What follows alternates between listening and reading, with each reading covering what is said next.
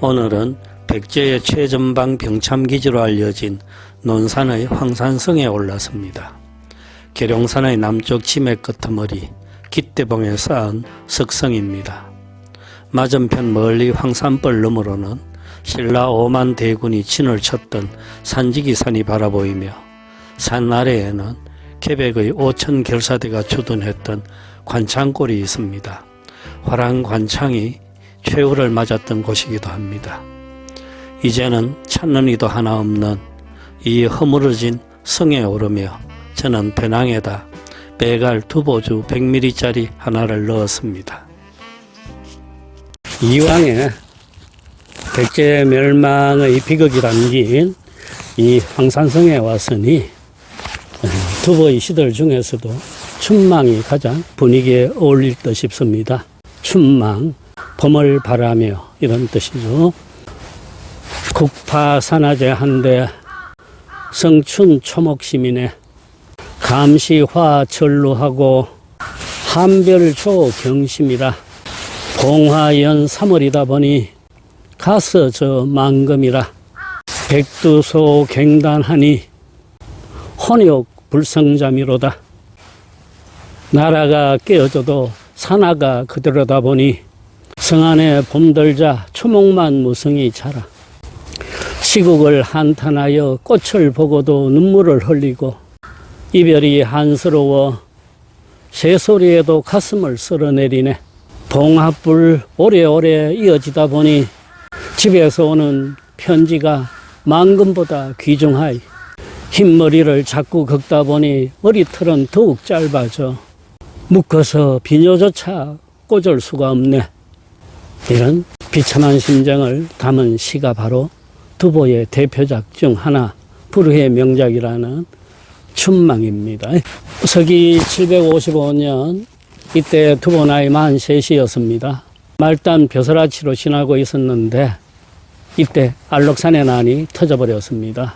그 반란군이 장안까지 쳐들어오자 두보는 새로 황위에 오른 황제를 만나려고 길을 떠났다가 반란군에게 또 잡히고 맙니다. 그런데 워낙 낮은 계급의 벼슬아치라 포로로 잡지는 않고 그냥 연금 상태로 둡니다. 그때 폐허가 된 장안의 봄 풍경을 바라보면서 읊었던 시가 바로 이 춘망이라는 시였습니다. 이곳 장대에서 딱 한 모금만 마셔볼 술은 두보주입니다. 두보. 시인 이름 두보입니다. 옆에 초상이 있죠. 그동안 중국인들이 그려온 두보의 인물상이 참 수도 없이 많습니다만은 제가 제일 좋아하는 얼굴은 이 얼굴입니다. 두보 시에서 풍기는 그 느낌, 그것이 이 얼굴에도 서려 있는 것 같아서 그렇습니다. 한번 열어볼게요. 이렇게 종이로 술병이 쌓여져 있고 노끈으로 뚜껑을 봉해 놨습니다. 100ml 작은 병입니다만 큰 병도 형태는 똑같습니다. 52도 농향입니다.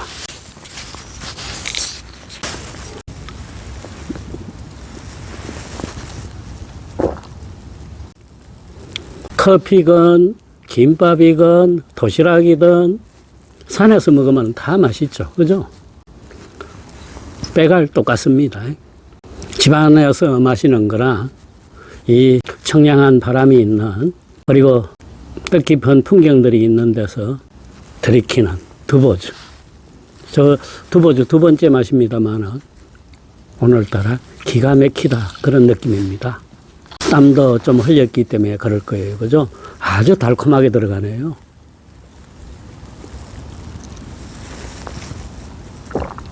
달짝하면서 바닥에 쓴맛이 깔려 있고 그리고 삼키고 나면은 쌉싸름한 기운이 돌고 야 묘하달까요? 아주 싼 술인데 향기는 별로 없습니다. 술맛이 몇십만 원짜리 고급술에 못지않다라는 생각이 듭니다. 많이 안 마시겠습니다. 산을 내려가야 되니까. 이 술은 사천성 서초안에 면죽이라는 작은 도시에서 생산됩니다. 면주, 우리식 발음으로는 면죽입니다. 사천성의 성도가 청두죠. 청두에서 북쪽으로 차로 1시간쯤 가면 다다를 수 있는 도시입니다. 2008년 사천 대지진이 일어났을 적에 요 면죽이 지진의 한가운데쯤에 있었습니다. 물론 진앙지는 그 조금 옆에 있는 원천이라는 곳입니다만은, 그리고 이 면죽은 백주만 이하들한테는 더 잘 알려져 있죠. 왜? 국가명주 금남춘이 이곳에 있기 때문입니다. 금남춘의 생산본부, 생산기지가 바로 이 면주에 있습니다. 저도 그래서 금남춘 회사를 찾아가기 위해서 이곳에 들렀던 기억이 있습니다. 거기서 나오는 두보주. 역사는 별로 오래 안 되었습니다. 2013년에 이 두보주업이라는 것이 설립되었으니까요. 물론 그 전신들은 좀 있습니다만은, 이 회사에서는 시주 문화, 시와 술과의 문화를 온천지에 우리는 자랑한다. 이러한 목표로 여러 시인들의 이름을 딴 술들을 내고 있습니다. 여기서 이 두보주가 나오고 이백주가 나오고 시인 이상은의 이름을 딴 상은취, 이상은이가 취했다. 상은취. 그 다음 소자첨, 이런 술도 있어요. 자첨이 누구냐? 소동파입니다. 소동파의 자가 자첨입니다. 구양취용이라는 술도 있는데 이거는 바로 구양술을 뜻하죠. 그 밖에 뭐 양시인 뭐 이런 시인 이름의 술들이 그냥 시리즈로 나오고 있어요. 중국 한문학, 특히 당대의 시문학이 관심 있는 분들은 이 두보주 술회사에서 나오는 이 시인들 이름의 시들만을 싹 수집해서 진열장에 놓고 한 잔씩 마셔도 좋을 듯 싶습니다. 저도 뭐 문학을 하는 사람이라서 그런지 몰라도요, 제가 좋아하는 문학인들의 이름이 붙은 전국 백주를 만나면 괜히 반가워요. 그리고 그 술을 마시면은 술맛까지 좀 남다르다는 느낌이 오는데, 이거 물론 당연히 편견이죠. 아마 술 회사에서도 이런 걸 노리고 그런 인물들을 술 이름으로 쓰고 있지 않나 여기기도 합니다. 중국적 정서하고 우리네 술꾼의 정서가 조금 달라요.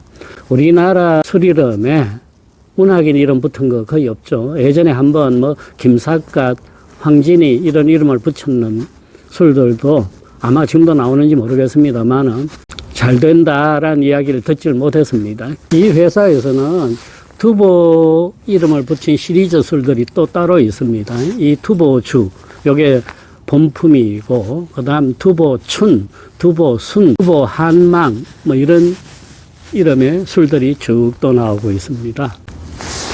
그러면은 이 면죽하고 두보하고 무슨 인연이 있느냐?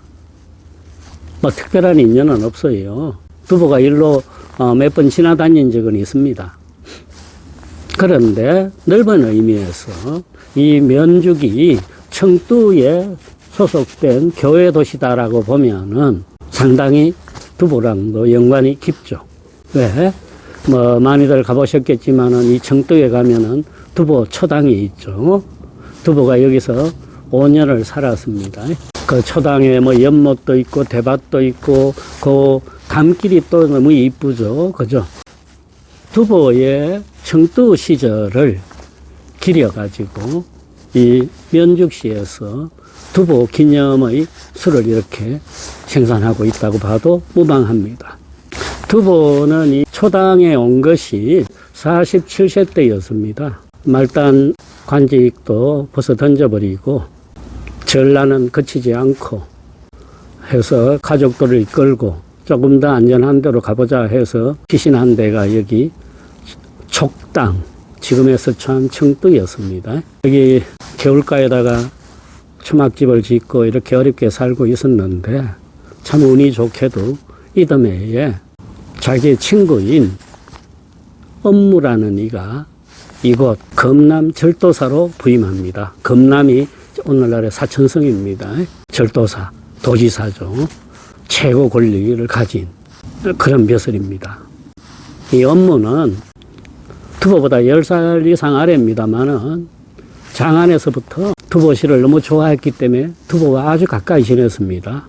두보의 일종의 파트롱, 후원자라고 할까요? 그런 인물이었습니다. 그가 이곳 철도사로 왔으니 두보는 얼마나 신이 났겠어요. 또 더군다나 업무는 여기에 부임하자마자 두보한테도 벼슬 자리를 하나 줍니다. 그래서 너 출퇴근하라. 그래야 내가 월급을 팍팍 주지 않겠느냐. 뭐 이런 식이었습니다. 그런데 한 1년쯤 그렇게 잘 살다가 업무가 갑자기 장안으로 불려갑니다. 또 헤어졌는데 그때 두보는 몇백 리길을 따라가서 그를 전송하기도 합니다. 그리고는 이제 친구도 없으니 고향으로 돌아갈까 했는데 청두에서 또 반란이 일어나가고 돌아가지도 못했어요. 그러다가 조금 안정됐다는 소식을 듣고 다시 청두 그 초당으로 돌아왔는데 51세 때였습니다. 드디어 알록산의 난이 완전히 끝납니다. 그 반란군 두목이 자살을 함으로써 그 소식을 듣고 두보는 감격의 눈물을 흘리곤 그래요. 경사가 또 겹쳐가지고 장안에 불려갔던 업무가 다시 또 여기 부임합니다. 겹경사라고나 할까요. 그런데 또 호사다마란 말도 있죠. 그렇게 좋은 일이 있었는데 또 1년이 지나지 않아가지고 업무가 죽어버려요. 40대 젊은 나이에. 그래서 두보는 이제 여기서 내가 늙어 죽을 수는 없다. 병들어 죽을 수는 없다. 고향 땅으로 돌아가서 죽겠다 하고는 배를 탑니다. 청두에 거기 강이 있어갖고 그 강을 타고 내려가면은 양자강 상류하고 만납니다. 그래서 그 강을 타고 동쪽으로 오면은 오늘날 저기 소주 항주 있는 데까지 도착을 하죠. 거기 오면은 운하가 있습니다. 운하를 이용해가지고 북쪽으로 올라가면은 하남성,开평까지 가서 낙양까지 가는 일이 어렵지 않습니다. 그 코스로 고향 돌아가려고 마음먹고 배를 타고 가족들을 이끌고 떠납니다. 쪽배였어요. 지금이야 뭐 모터 엔진 같은 보트를 타면은 뭐 하루 이틀이면은 뭐 그 강을 다 내려올 수도 있겠습니다만은 그 옛날에는 이 장강을 거슬러 내려오려면은 보통 1년, 2년 이렇게 잡아야 됩니다. 두보가 길을 떠나가지고 융주시 앞을 지나는데 그 융주가 오늘 이빈이고 거기에 오량액 술회사가 있다고 그랬죠. 거기 사또가 초청을 해서 오량액의 전신이 되는 융주술도 또 마셔보고 또 떠납니다. 그런데 이때 이미 두보는 병이 깊었어요. 소갈병이라고 나오는데 오늘날 치면은 당뇨병이었습니다. 거기다가 귀가 잘 안 들리고 풍기운이 조금 있었어요. 오늘날 충칭을 지내갖고 백제성이 있는 데까지 왔어요. 거기서 또 맘씨 좋은 벼슬아치를 만나가지고 한 1년 정도 과수원 경영도 하다가 또 떠납니다. 마침내 이르는 곳이 동정호였어요. 악양루가 있는 그곳이었습니다. 거기서 뭐 장인 찾으러도 갔다가 내려오고 친구를 찾으러 갔다가도 좀 거기서 시간을 많이 끕니다. 그러다가 대홍수를 만납니다. 그렇지 않아도 그 바다 같은 호수인데 그 색강들마다 다 범람해버려요. 그래서 두보 식구가 탄 이 쪽배가 이리 설려가고 저리 설려가고 그럽니다. 돈도 없고 실은 양식도 다 떨어졌는데 여기서 두보는 일주일을 꼬박 굶습니다. 그리고 마침내 고향 근처도 못 가보고 레이양에서 숨이 지죠. 그때 두보 나이 59세였습니다. 그래서 지금 레이양에도 두보 묘가 있는데 그거는 험해오고 두보 죽은 지 43년 후에 그의 손자가 유해를 지금의 낙양 땅 수양산으로 옮깁니다. 지금 그래서 수양산에 두보의 묘가 있습니다. 그 밖에 두보의 묘가 또 중국에 한 6개가 있습니다. 연고지마다 두보 묘 만들어 놓고 사람들 끌어모으고 있는 겁니다. 딱 한 잔만 하려고 했는데 안 되겠네요. 한 모금만 더 해보겠습니다.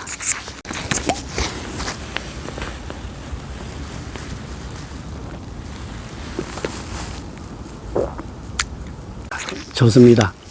몇 시간째 사람의 흔적을 볼 수 없는 폐허가 된 백제성. 이 백제 멸망의 시기랑 두보 태어난 시기 별로 차이 없죠. 그죠? 백제 멸망 후에 두보 태어나고 거의 동시대 사건들입니다.